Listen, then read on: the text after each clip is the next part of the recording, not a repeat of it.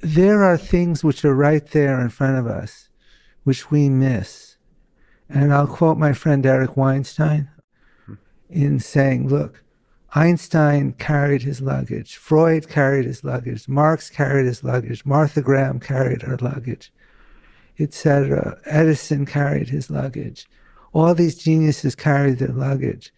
And not once before relatively recently did it occur to anybody to put a wheel on luggage and pull it. And it was right there waiting to be invented for centuries. So this is Eric Weinstein. Yeah. What do the wheels represent? Are you basically saying that there's stuff right in front of our eyes that once it just clicks, we put the wheels in the luggage, a lot of things will fall into place? Yes, I do. And every day I wake up and think, why can't I be that guy who was walking through the airport? Yeah. What do you think it takes to be that guy? Because, like you said, a lot of really smart people carried their luggage. Mm-hmm. What, just psychologically speaking, so Eric Weinstein is a good example of a person who thinks outside the box. Yes. Who resists almost conventional thinking. You're an example of a person who, by habit, by psychology, by upbringing, I don't know, but resists conventional thinking as well, just by nature. Thank you. That's a compliment. That's a compliment? Good. So what do you think it takes to do that? Is that something you were just born with? I doubt it. Well, from my studying some cases, because I'm curious about that, obviously. And just in a more concrete way, when I started out in physics, because I started a long way from physics, so it took me not a long time, but a lot of work to get to study it and get into it. So I did wonder about that.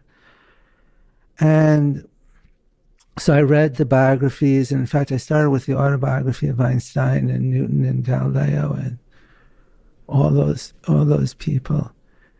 And I think there's a couple of things. Some of it is luck, being in the right place at the right time.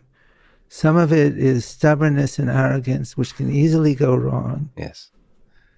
And I know all of these are doorways. If you go through them slightly at the wrong speed or in the wrong angle, they're